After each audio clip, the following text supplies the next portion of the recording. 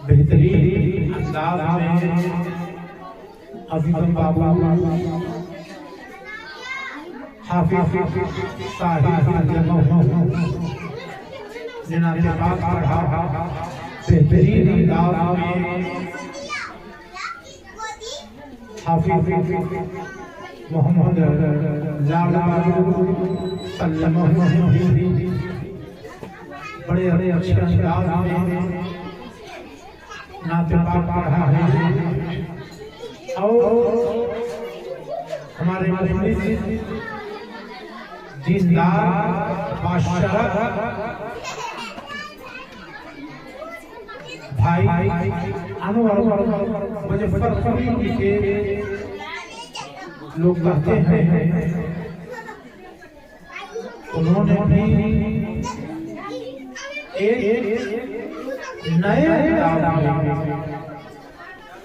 अछूते अंदाज में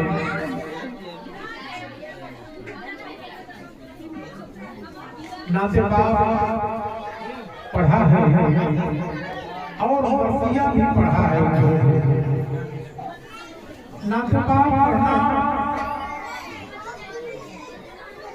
इबादत है और नाते सुनना भी इबादत है। तसव्वुर में अजब तैबार के मंजर जाग जाते हैं। तसव्वुर में अजब तैबार के मंजर जाग जाते हैं। कलम अकड़ाई लेता है तो खरोवर जाग जाते हैं। कलम अकड़ाई लेता है तो खरोवर जाग जाते हैं। खुदा के वास्ते ज़ौक़ सलात का वज़ू कर लूं। नबी का जिक्र सुनने से मुक़द्दर जाग जाते हैं। नबी का जिक्र सुनने से मुक़द्दर जाग जाते हैं। अनवर भाई पढ़ रहा था लेकिन मुझे अफसोस हो रहा था। पढ़ रहा था अनवर भाई लेकिन मुझे अफसोस हो रहा था कि अगर मैं मुंतहिन होता तो नंबर कम नहीं देता। अगर मैं मुंतहिन होता तो नंबर कम नहीं देता। तकल्लुम का अलग देता, तरन्नुम का अलग देता। तकल्लुम का अलग देता, तरन्नुम का अलग देता। एक बार आओ तो मोहब्बत के साथ अल्लाह शफीना मौलाना सलाम अलैहि या रसूलल्लाह सल्लल्लाहु अलैहि वसल्लम। साहिब खाना का हुक्म है कि खाना तैयार है, 8 बजे आप इफ्तिताम कर दीजिए। साहिब खाना ने कहा खाना तैयार है मगर जल्दी मिल गई है तो आप हम थोड़े इस कुर्सी के लिए मस्जिदें शहीद हो रही है, मंदिरें बन रही है, खतरे आम हो रहा है कुर्सी के लिए। बार गए बहुत तेजी के साथ आगे बढ़े।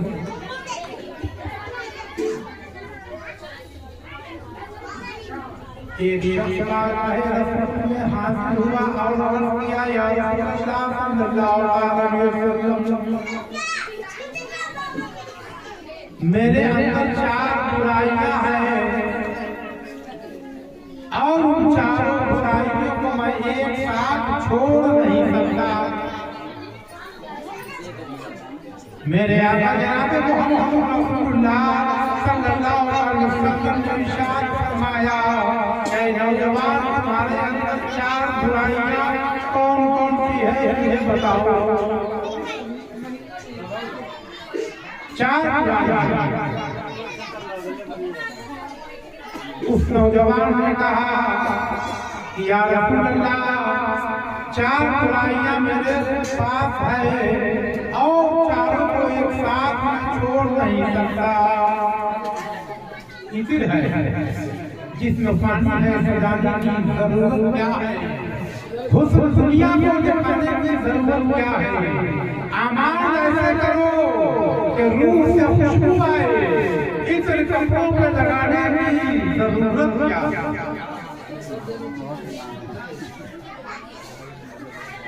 नौजवान ने कहा कि मैं 4 बुराइयों में एक बुराई छोड़ सकता हूँ और वो बुराई जो सबसे खतरनाक है, जो सबसे बुरी है, सबसे ज्यादा गुनाहों को जन्म देने वाला है।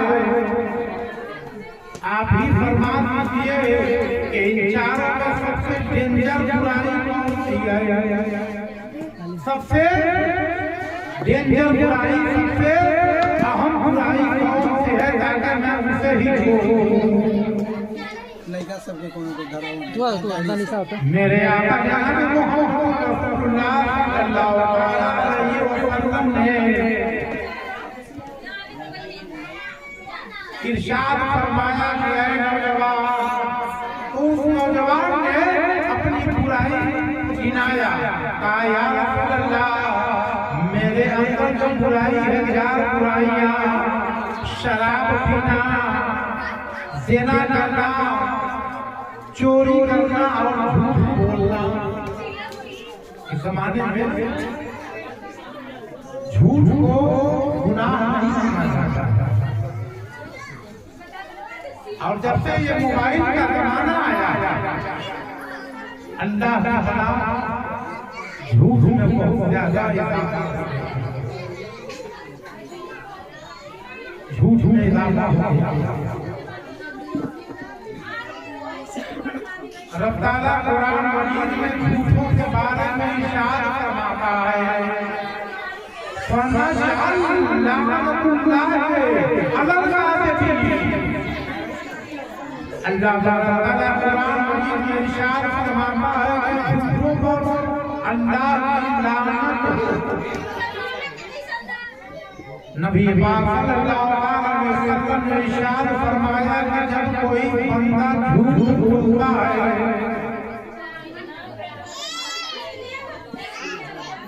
तो फरिश्ते एक मील दूर हट जाते हैं। आप अब्बास साहब के दरवाजे पर आए हैं, आपके साथ 2 फरिश्ते हैं।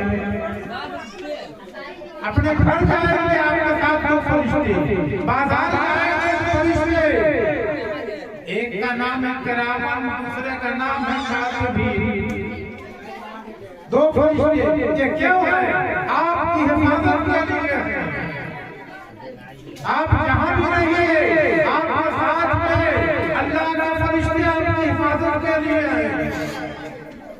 लेकिन मेरे आका इरशाद फरमाते हैं कि जब कोई बंदा झूठ बोलता है तो उसके मुंह से ऐसी बदबू निकलती है कि वो फरिश्ते 1 मील दूर हट जाते हैं।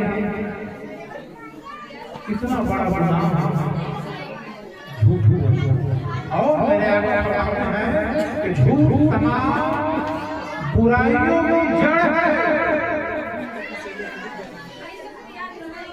तो उसने अपनी बुरी आदत को गिनाया कि शराब पीना, ज़िना करना, चोरी करना, झूठ बोलना। आप चारों में से जो सबसे ज्यादा अहम हो, सबसे बुरा हो, आप उसी को हमें हुक्म दीजिए, मैं अपनी तौबा कर लेता। मेरे आका जनाब मोहम्मद रसूलुल्लाह सल्लल्लाहु अलैहि वसल्लम ने इरशाद फरमाया कि ऐ नौजवान, झूठ बोलना चाहिए, झूठ बोलना छोड़ दो। वो नौजवान धीरे धीरे सोचने लगा कि इतने बड़े नबी मानिके कायनात में, जिनके सदक़े में सारी कायनात बनी, और मामूली चीज को कहते हैं कि झूठ बोलना छोड़ो, झूठ तो मामूली चीज है। बड़ी चीज तो शराब पीना, ज़िना करना, चोरी करना है। धीरे बड़ा खुश हुआ और कहा कि ये तो कोई बड़ी बात नहीं है। अच्छा हुआ कि मेरे नबी ने शराब पीने से मना नहीं किया, ज़िना से भी मना नहीं किया, चोरी से भी मना नहीं किया, फकत झूठ से मना किया। उसने नौजवान के वही तौबा की कि अब मैं कसम खाता हूं कि झूठ नहीं नहीं बोलूंगा। नबी के हाथ का साथ किया, नबी से वादा हुआ और कहा मैं झूठ नहीं बोलूंगा आपके पास। जब शाम हुई भट्टी में गया, एक बोतल शराब लेकर के आया। शराब का ढक्कन फिल्मी अंदाज से खोला, स्टाइल अपने होठ तक ले गया, अपने होठ तक ले गया, अंदर गिराना बाकी था कि इसके जहन में बात आ रही कि मैंने नबी से वादा किया है कि झूठ नहीं बोलूंगा। झूठ बोलने से मैंने नबी की बारगाह में तौबा किया है। होठ तक शराब ले गया, लेकिन फिर बोतल को वापस कर लिया।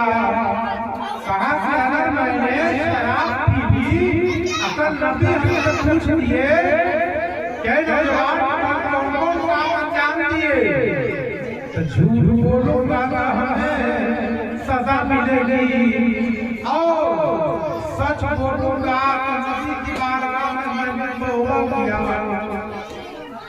झूठ बोलूंगा सच बोलूंगा तो सजा मिलेगी। शराब पीने से बाद आ गया, शराब पीने से बाद आ गया, किसी लड़की के पास गया, देना की गलत से गया, बुराई की गलत से गया, और करीब था कि दोनों आपस में मिल जाते, देना हो जाता। फिर ख्याल आ गया कि मैंने झूठ बोलने की कसम खा ली है कि झूठ नहीं बोलूंगा। नबी ने वादा कर लिया है कि झूठ नहीं बोलूंगा।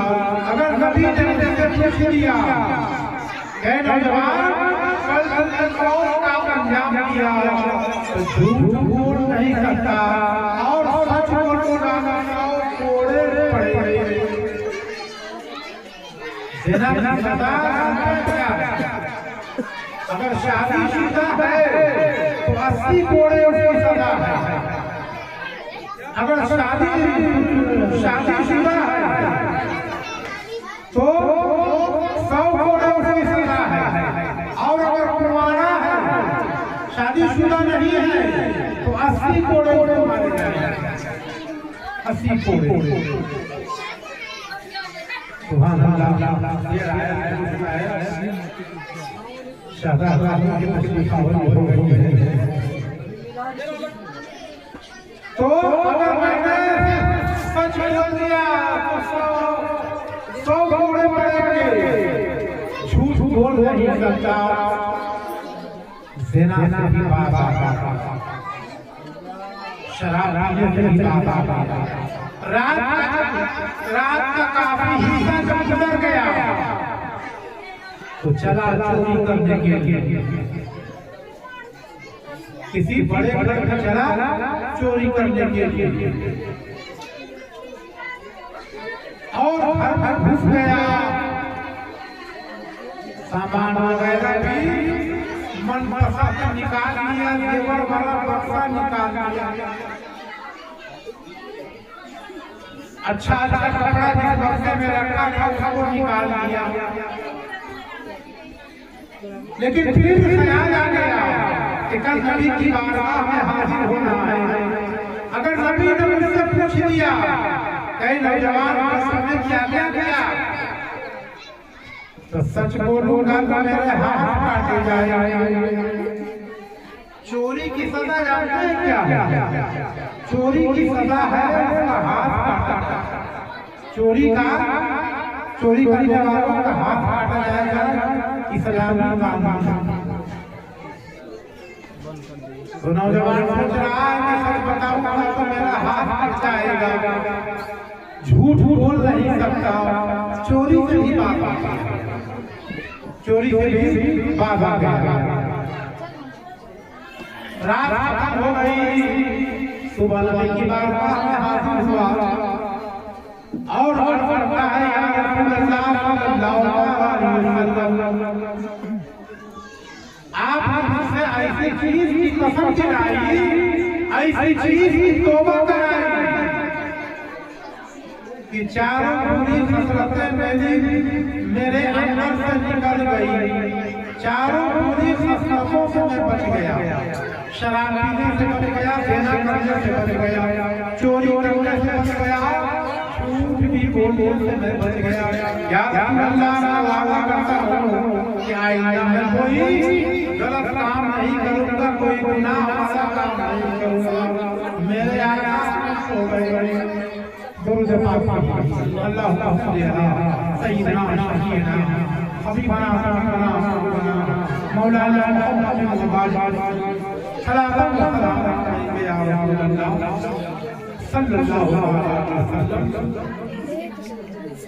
दुरूद पाक पढ़ना भी बहुत नमस्ते शरीर क्या क्या होने लगता है, मिसालें मुश्किल सराबा होने लगता है। दुरूद पढ़ते हुए जिसकी मौत आ जाए, कफन के साथ उसका जनाजा पहुंचने लगता है, कफन के साथ उसका जनाजा पहुंचने लगता है। मैंने कुरान मुक़द्दस की एक आयत करीमा, छोटी सी आयत करीमा तिलावत करने का शरफ हासिल किया।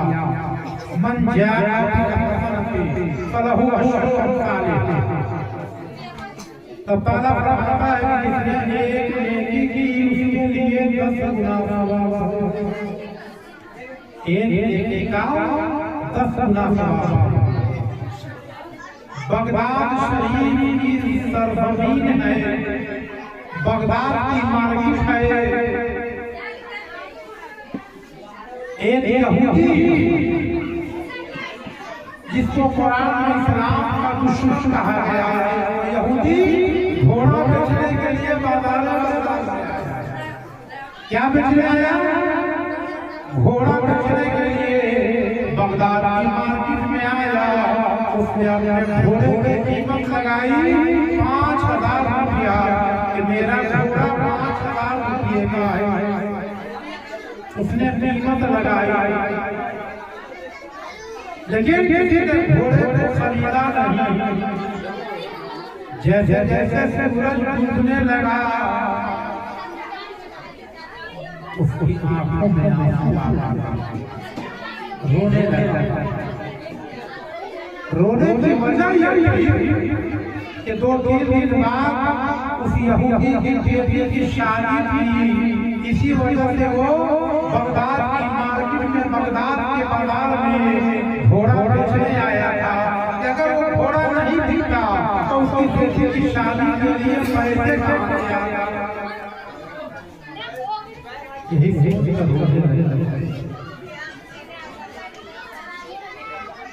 उधर सूरज डूबा, इधर यहूदी का दिल डूबा। बहुत देर हो गई, अब वो सोच रहा है कब मेरा घोड़ा नहीं। सोचा चलो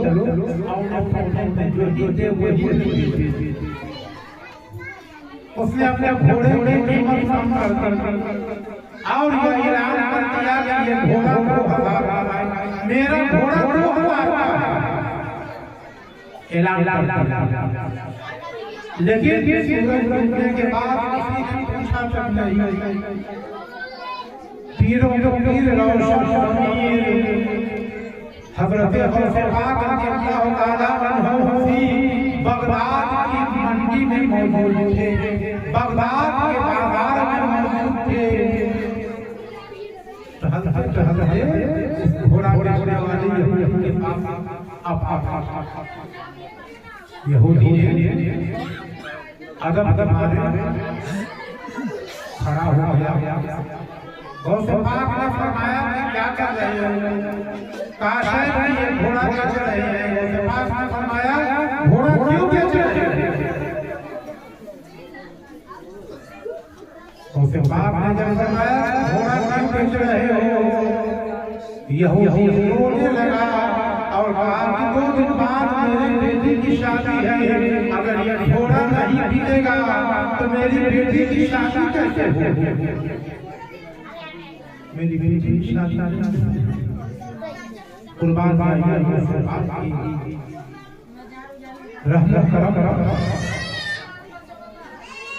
और फरमाया इसकी कितनी कीमत है? उस यहूदी ने कहा कि दिन में जो इसकी कीमत 5,000 थी, लेकिन किसी ने खरीदा नहीं। अब मैंने घोड़े की कीमत कम कर दी है, 2,000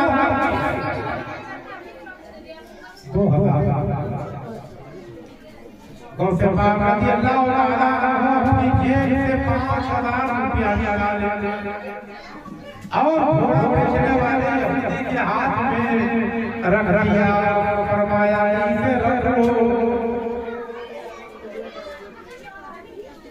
यहूदी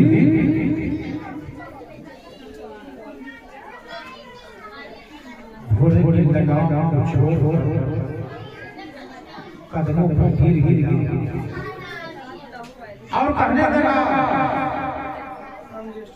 कि हुजूर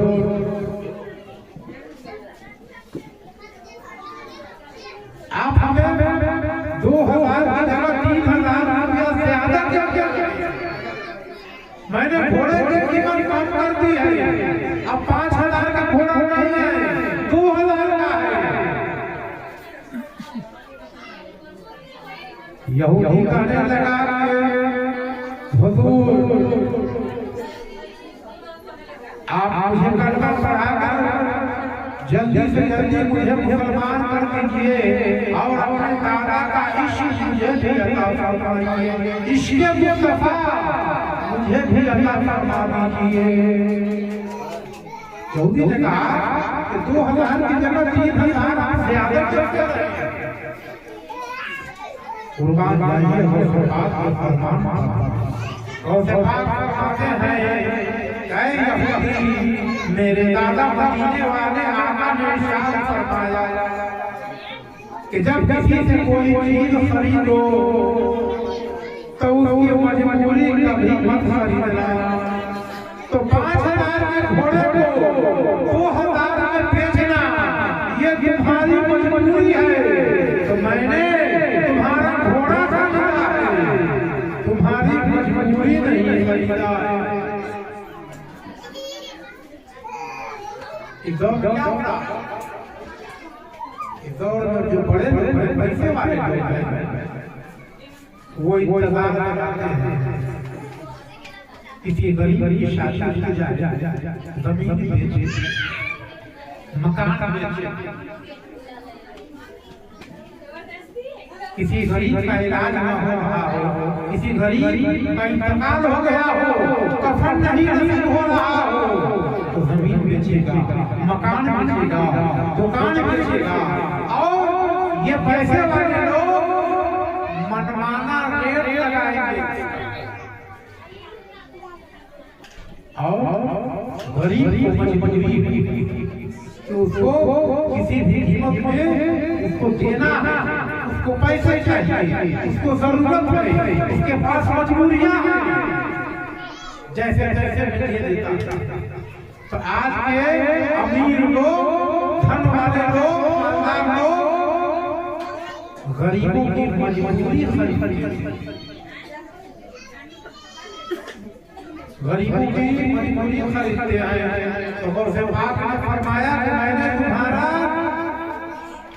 तुम्हारी मजबूरी नहीं खरीदी है, तुम्हारा घोड़ा खरीदा है। यहूदी इतना सुना घोड़े ने लगाम को छोड़ दिया और सब पाक के कदम पर गिर गया और तौबा करके कलमा तैयबा ला इलाहा इल्लल्लाह मुहम्मदुर रसूलुल्लाह पढ़कर मुसलमान गिर के कदमों पे वो कुर्बान हो गया, कलमा पढ़ लिया, मुसलमान हो गया। गौसे पाक का ये आज हमारा क्या? आज हम घर से निकलते हैं शाम को झोला लेकर के अपनी बीवी से बात करते हैं कि जा रहे हैं बाजार से सब्जी लाने के लिए।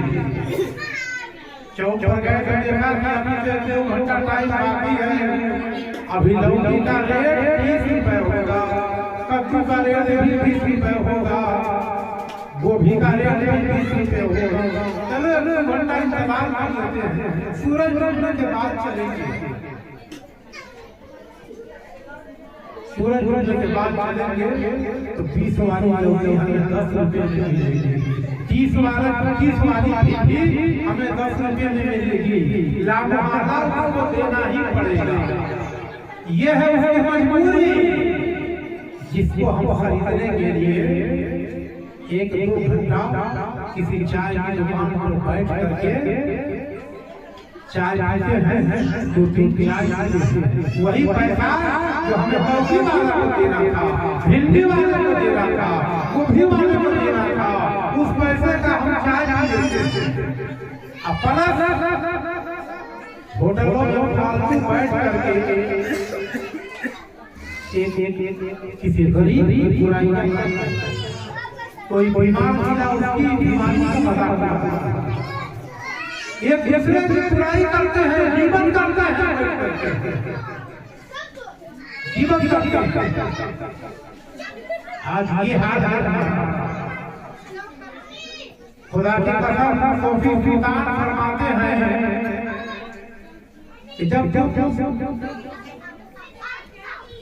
को चाय पीने की ख्वाहिश हो तो कभी एक चाय के पैसे लेकर मत जाया करो, बल्कि एक एक्स्ट्रा चाय के पैसे लेकर जाया करो। पूछा गया हुआ क्यों? तो फिर खुदा ने फरमाया कि जब किसी को चाय पिला कर पियोगे तो चाय का जायका ज्यादा अच्छा मालूम होगा, चाय का जायका ज्यादा अच्छा मालूम होगा। किसी मजदूर को मेहनत मशक्कत का काम करता हो उसको 20 रुपए का पानी का बोतल खरीद के दे दीजिए, वो दुआ नहीं करेगा। लेकिन जैसे जैसे उसके अंदर पानी जाएगा, जिस चीज के हर हर से आपके लिए दुआएं निकलेगी, दुआएं निकलेगी। तो आज हम गौसे पाक का नारा लगाने में आगे, ख्वाजा साहब का नारा लगाने में आगे। कमाल ये नहीं है, कमाल तो तब है कि आपके दरवाजे पर कोई कुत्ता हो, वो भी भूखा न सके, एक रोटी कुत्ते को भी डाल दिया करे। अगर आपका घर गोश्त बने तो थोड़ा सा सालन और रोटी हमने गरीब पड़ोस के घर भी दे दिया करे। ये गौसे पाक का अमल है, गौसे पाक की सुन्नत है, वो खिला के खाते थे।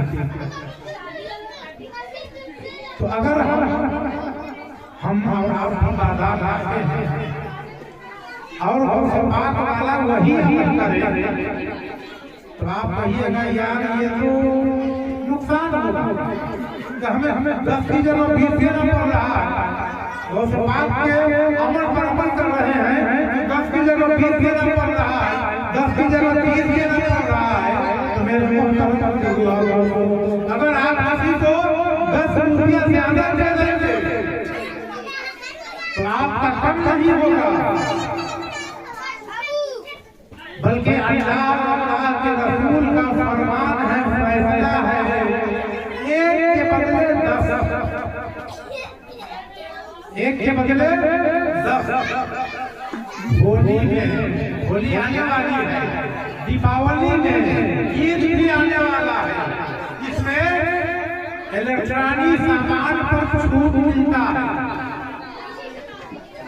और होली खत्म हो गई, छूट खत्म हो गया, ईद खत्म हो गई, छूट खत्म हो गया, दीपावली खत्म हो गई, छूट भी खत्म हो गया। मगर अल्लाह का फैसला क्या है? मन जाअ बिल हसनति फलहु अशरु अम्सालिहा,